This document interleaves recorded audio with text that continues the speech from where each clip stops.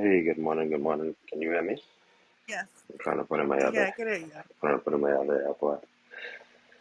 Okay, so this morning, um, I want to read from again the Book of Kings. The Book of Kings has so many interesting stories. Well, again, I had woken up in the middle of the night and I jumped into the Book of Kings, Second Kings 5:13 through 14, and it was this really interesting story about Elisha, um, King Jehu, and Naaman. Um, and it was the story of him healing Naaman of leprosy. But let me just read a quick piece of it. But if you ever get a chance, go and read it because it's really interesting. And even me going down a rabbit hole and reading some of the history behind it, um, it was just really really interesting. So let me just read a small piece of it. So Second Kings 5:13 through 14 says. Um, But his officers tried to reason with him and said, Sir, if the prophet had told you to do something very difficult, wouldn't you have done it?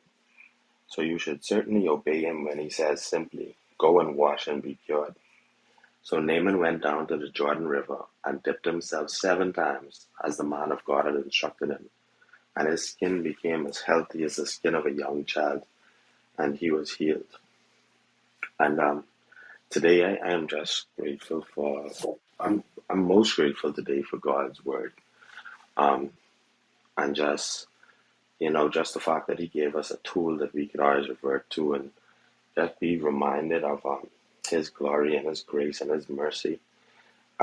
In this particular story, the reason why I was telling you it's so interesting, right?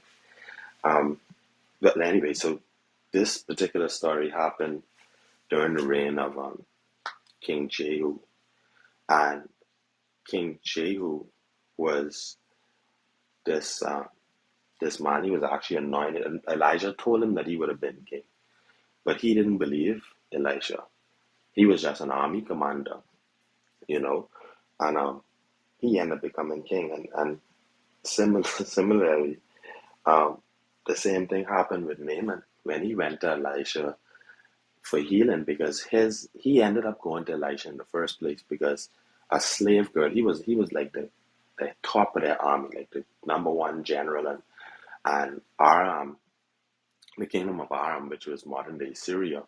They were neighbors to Israel, but they were sort of like friends of Israel, but they were like the conquerors. They was like the strong, like army next to Israel.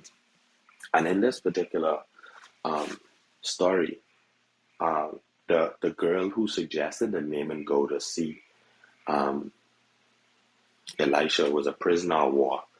So it's like he didn't really believe why he should have gone to receive his blessing. He didn't listen then, but he ended up going because the leprosy had him so bad he didn't really have no other choice.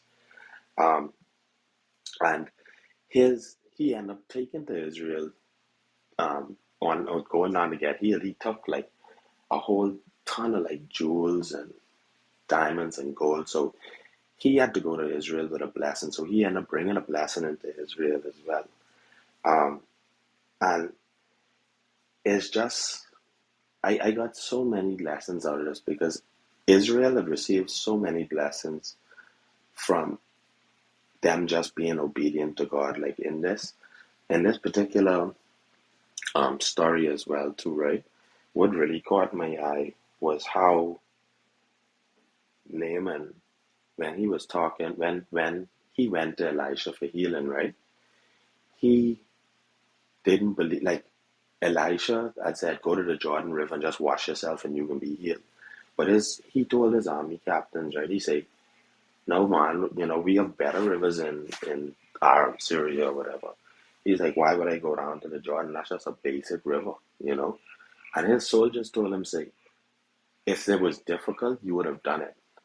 And that hit me like a ton of bricks. Because that reminded me, like, sometimes like it ain't hard to receive God blessings. And it's like is sometimes his instructions just be so easy for us. His instructions might have been like, just give somebody a ride.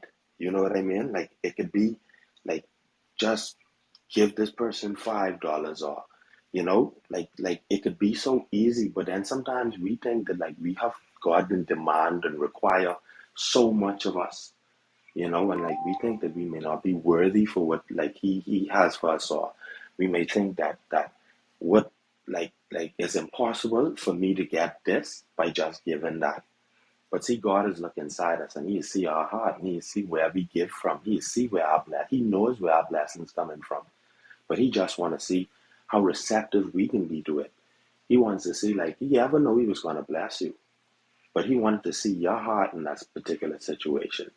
When you was driving and you saw somebody standing out there in the rain, did you stop? You know, like did you was standing on the line, and you had a pocket full of money, and you watched somebody in the front of you counting pennies to buy their last meal. Did you offer to pay their meal? Sometimes our blessings is come in the smallest form. And God is don't ask. He don't really ask us for nothing. Nothing was out of our reach. God ain't gonna never give us more than we could bear, and He ain't gonna never ask us to do nothing was out of our reach. You know. So if you guys get a chance, like, read that story. Like, that's it. The Book of Kings has so many hidden gems in it. Um, and I get I get deeper and deeper into it. So thank you again for letting me share as always. I love you all. I'm Gary, and I relinquish my mic.